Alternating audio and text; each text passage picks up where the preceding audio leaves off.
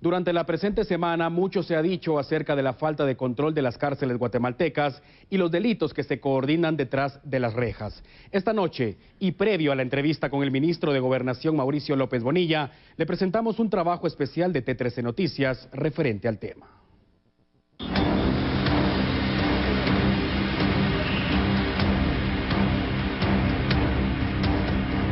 Nos guste o no, Guatemala se ha convertido en un país violento, teñido por la sangre de miles de personas que mueren a manos de grupos al margen de la ley. En el mundo nos han dejado de conocer como el país de la eterna primavera, por los embates de la violencia y casos en particular que han figurado a nivel internacional. La firma de la paz indudablemente trajo beneficios para el país, pero el lado oscuro es cada vez más evidente. Es fácil conseguir un arma de fuego prácticamente en cualquier parte del país, lo que hace pensar que la despistolización no fue efectiva. Muchos creen que ya fue superada la cifra de personas asesinadas durante 36 años de conflicto armado interno, que en 18 años de paz, firme y duradera. Cada gobierno ha tratado de hacer lo propio para erradicar ese flagelo, pero los esfuerzos no han ofrecido resultados efectivos.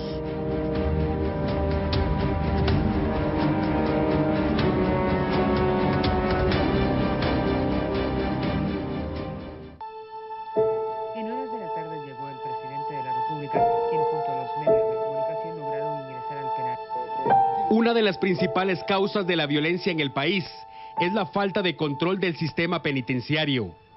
Pero ¿cómo garantizarlo si algunos funcionarios que estuvieron al frente del control de las cárceles guatemaltecas hoy están tras las rejas por distintos delitos? ¿Qué fuerzas se mueven detrás de esos muros?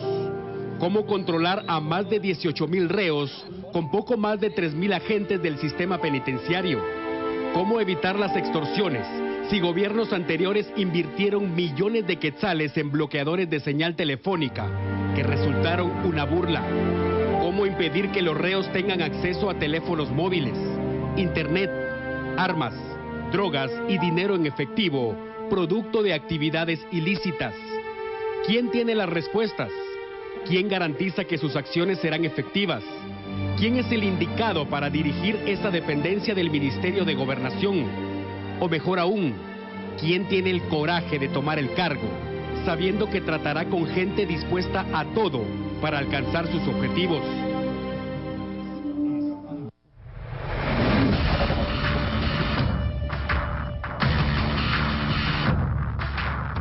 Desde las cárceles se ordenan asesinatos, secuestros, extorsiones, asaltos y demás delitos que provocan pánico en la población guatemalteca. Cuando hablamos de violencia, debemos de pensar en cuestionar a las autoridades del Ministerio de Gobernación, Ministerio Público, Policía Nacional Civil, Sistema de Justicia del país y sociedad en general. Si uno de los actores falla, las acciones del resto no sirven. El cambio ocurre en cada guatemalteco desde su casilla. Debe prevalecer la cultura de denuncia. La Policía Nacional Civil cumplir con su función de garantizar la seguridad ciudadana. El Ministerio Público investigar, perseguir penalmente y ser efectivo frente a juez competente. Y el organismo judicial dictar sentencias que sienten un precedente. Mientras ello no ocurra, iremos siendo víctimas de la delincuencia. Todos los días habrá guatemaltecos abatidos a tiros si no acceden a las demandas de los delincuentes.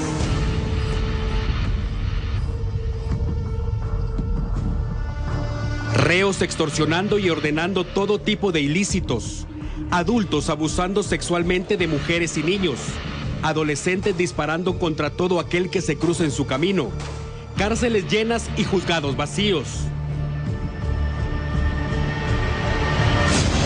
La paz será solo una palabra ambigua, y nos guste o no, el Estado de Derecho en Guatemala seguirá siendo ultrajado y pisoteado.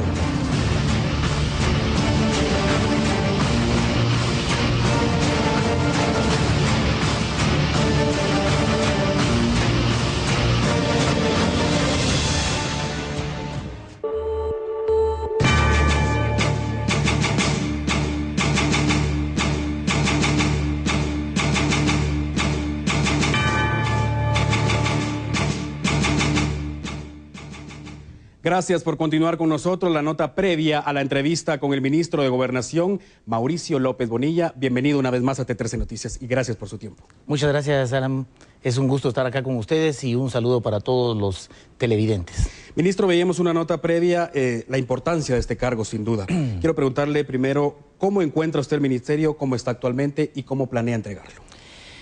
El ministerio completo es un gran reto. Encontramos deficiencias en el sentido específicamente institucionales. Es decir, cuando hablo de deficiencias institucionales, quiere decir no habían procesos bien establecidos que definieran toda una ruta a seguir para que pudiéramos avanzar en profesionalización, en adaptación al siglo XXI de toda la estructura, tecnológicamente hablando, y por supuesto en aumentar el número de colaboradores, especialmente en la Policía Nacional Civil.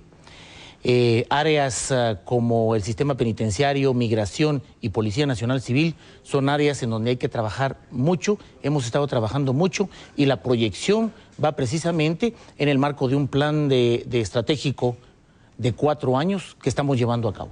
¿Cómo pretende usted entregar este ministerio?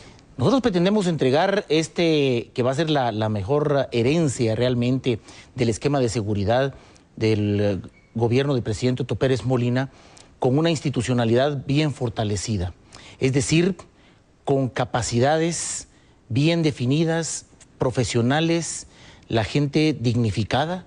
Tenemos que ver situaciones de fondo como que el sueldo base de un policía o el sueldo base de un guardia penitenciario están por debajo del salario mínimo de la ciudad y eso no es posible. Subir de un 7% del presupuesto general de la nación a un 9% para seguridad sería algo importante. La búsqueda de recursos para darle sostenibilidad en el tiempo a las acciones lo es. ¿Por qué razón? Porque si no nos hubiéramos enfocado a temas de institucionalidad, aumento a 10,000 policías, su equipamiento, su armamento, su profesionalización, la regionalización de la academia, no podemos darle sostenibilidad en el tiempo a las cosas que se están haciendo.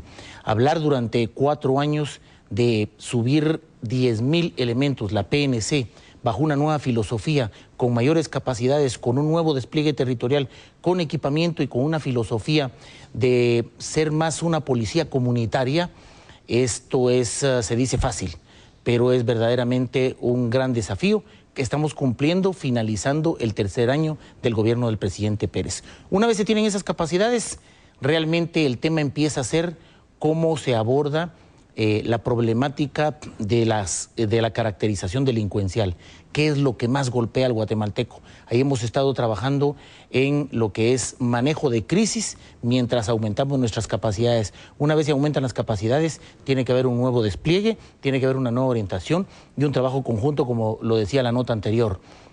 Ministerio Público, Ministerio de Gobernación, organismo judicial, y la sociedad en general con la por supuesto, y no hay seguridad ciudadana si no participa precisamente la ciudadanía. Definitivamente, ministro. El tema mediático sin duda es el control de las cárceles guatemaltecas y el capitán Byron Lima, que ha sido el personaje de la semana prácticamente, no solo por la captura, sino por las declaraciones que él ha vertido específicamente contra usted. Sí. 2 preguntas, ministro. ¿Cómo manejar esto? ¿Cómo tener el control realmente de las cárceles guatemaltecas? Y su respuesta final a las acusaciones en su contra durante esta semana. Bueno, mire, empecemos al revés, ¿verdad? Yo creo que tenemos que ponernos en contexto. Realmente aquí hay unas imputaciones producto de una investigación que no hizo el ministro de Gobernación, que no hicieron los entes del ministerio, lo hizo una fiscalía especial con la CICIG y ese debe ser el enfoque. Correcto. ¿Sí? El hecho de que hayan señalamientos, pues en Guatemala estamos acostumbrados a señalar, a decir cosas, pero no soy yo en este caso el sindicado, ¿verdad? Yo soy el ministro de Gobernación, soy un hombre serio, responsable, que ha venido trabajando sobre este tema. Aquí no hay nada personal, aquí no hay nada que haga Mauricio López Bonilla por sí mismo. Lo hace el Estado de Guatemala a través de diferentes instancias y en este caso lo hace a través del Ministerio de Gobernación, todas las acciones que llevamos a cabo en la policía, en el sistema penitenciario. ¿Por qué es importante el sistema penitenciario hoy en el marco de la seguridad? Debiera no serlo, pero lo es precisamente porque el sistema penitenciario ha sido la cenicienta del sistema de justicia en el país. Y ahí es donde nos enlazamos en necesidades profundas. El artículo 19 de la Constitución establece muy bien que la orientación del sistema penitenciario debe ir muy clara en términos de reeducación y readaptación. Pero las condiciones en las que ha estado abandonado el sistema no lo han permitido hasta el momento. Y yo digo 40 años de abandono porque después de las granjas penales que se construyeron en los años 70 hasta el día de hoy han sido galeras, adaptaciones, nada ha llenado estándares internacionales como referencia. Y entonces el primer problema que nos encontramos es que no tenemos infraestructura. Necesitamos desarrollar infraestructura. Como lo ocurrido con Fraijanes 2. Exactamente, infraestructura, más cárceles de acuerdo a estándares internacionales, no porque a alguien se le ocurrió, no, como se hacen las cárceles, con qué características en otros países, así es como las tenemos que hacer acá. Segundo, profesionalizar a la Guardia Penitenciaria y a los profesionales que vengan al servicio. Pero la profesionalización también pasa por una dignificación.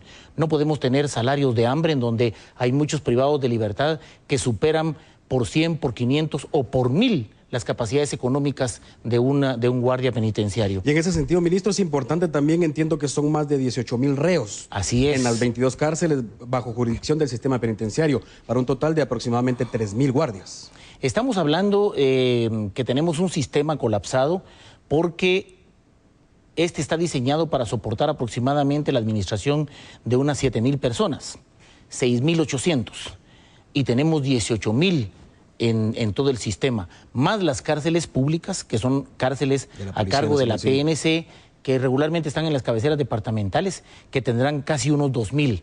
Estamos hablando de 20,000 privados de libertad en el país. Si, como nosotros lo encontramos, era que no había ni siquiera un censo sobre esto. Hoy tenemos un censo, tenemos el registro biométrico de los privados de libertad, hay una ficha técnica sobre cada uno de ellos y están clasificados. ¿Y para qué necesitamos la infraestructura? Para colocar a cada quien en el área que corresponda. Primero, los preventivos tienen que estar en cárceles de prevención y los que están cumpliendo una condena de igual manera y acorde al tipo de delito por el cual están esperando un juicio o están cumpliendo una condena. Esto no se puede hacer hoy. Y entonces, ¿cuál es el problema fundamental? Que no se puede romper el contacto directo del guardia, del personal con los privados de libertad. Y este es un elemento fundamental que hay que romper. Entonces, bajo esta línea, dignificación implica una reclasificación de puestos, sueldos y salarios. Claro. Darle otra dimensión y otra importancia.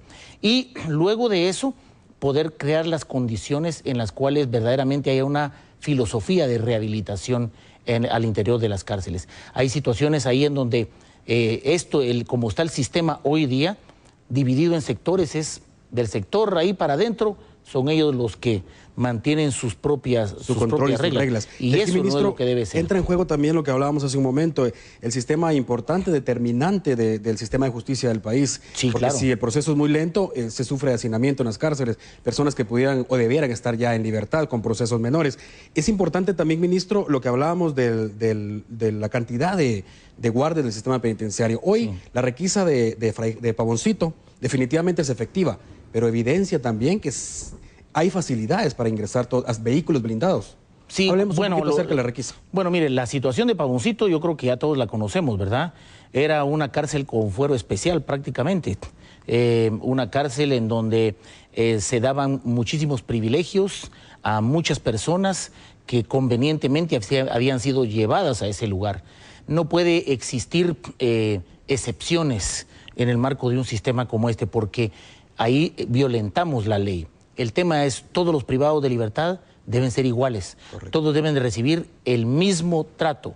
Y solo cuando hay cárceles de máxima seguridad existen medidas que aumentan precisamente el esquema de seguridad por las cuestiones de riesgo.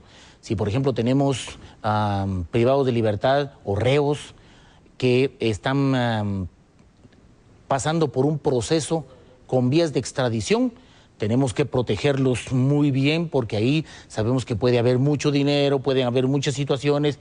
Si pasa, por ejemplo, como la evasión de un líder de una clica de la Mara Salvatrucha, ¿Qué fue lo que ocurrió ahí? Regularmente este tipo de situaciones es porque han habido tratos preferenciales o especiales en algunos lugares. Lo que se está haciendo, lo que se hizo hoy, es una requisa en donde entra CICIG con el Ministerio Público a hacer un reconocimiento, a ver hallazgos, evidencia objetiva para el caso que están investigando, pero sirve de una vez para poder tomar el control del centro como corresponde. Eso quería preguntar. ¿Podemos asegurar que tienen ya el control de Pavoncito desde hoy, ministro? Así es, Pavoncito es un centro de prevención, es preventivo, y lo que estamos haciendo ahora es, bueno, sacando a todos los VIP que habían ahí y vamos a traer en los próximos días a gente que está en situación de prevención, porque es un área que nos soporta muchísimas personas más que estén en buenas condiciones y que esto pase a formar parte del resto del sistema sin ningún problema. Y no con condenados. Ministro, no todos los días se tiene a un funcionario en el set de T13 Noticias. Queremos aprovechar al máximo el tiempo y quiero hablarle ahora, o más bien que me hable usted acerca de la policía militarizada en Fraijanes 1 y Fraijanes 2. Este es un tema exclusivo que hacemos público esta noche. Este es un plan que nosotros venimos desarrollando desde hace aproximadamente unos 2 meses. El tema es que el Ministerio de la Defensa va a entrar a apoyarnos más directamente para el control de los accesos de los centros de detención más importantes del país. Lo que tenemos que poner es alguien que controle al que se supone debe controlar lo que ingresa. Es una medida emergente, es una medida de contingencia, mientras seguimos avanzando con un tema que va a ser la creación de infraestructura. Yo he venido hablando de la construcción de los módulos. De los módulos, correcto. Vamos a construir en el área de Canadá. 40 aproximadamente, si no estoy mal. 40 es el proyecto completo, su primera fase son 24 con capacidad para 144 privados de libertad, lo cual nos va a dar un aforo arriba de los 2.500 aproximadamente, un poquito más, casi los 3.000.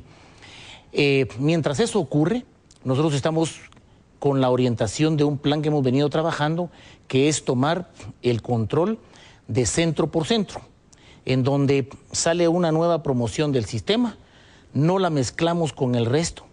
Tenemos a los profesionales que vamos a incorporar para hacerse cargo de esta cárcel y traemos a esos nuevos guardias a que empiecen a trabajar directamente en ese centro. Entonces, esta fase es una fase de apoyo en donde Policía Militar con el Ministerio de la Defensa que nos está apoyando en este asunto va a entrar a fortalecer los controles. ¿Qué es lo que va a hacer? Hoy tenemos anillos de seguridad lejana, lo vamos a cerrar un poco más y vamos a colocar a Policía Militar para que esté a la par de los guardias que están haciendo el registro de las personas, que ven lo que está ingresándose, que se siga toda la metodología como corresponde, ver las rondas que hacen los mismos guardias, que no vayan a estar en la azotea como suelen estar, pasando celulares o algunos chips o algunas otras cosas, cargadores que ocurren en muchos lugares. Es una planificación que venimos desarrollando más o menos de 2 meses y medio acá y que entra ahora como una medida emergente para tomar el control especial en algunos centros en donde para nosotros es importante aumentar los controles hasta tanto nosotros tenemos una nueva infraestructura y entra a funcionar lo que se estableció con la Ley de Telecomunicaciones y que para mí debe ser un gran paso, y es que las empresas que proveen el servicio de telefonía sean las responsables de que no se genere señal, de no proveer servicio en los centros de detención que tiene el país. Que es una inversión que se hizo en gobiernos anteriores millonaria y que no funciona, ministro. Sí, mire, las cosas acá funcionan, a veces las cosas funcionan si son bien utilizadas. El problema acá fue unos bloqueadores que eran muy efectivos, pero fueron desde el principio instalados de una manera muy vulnerable.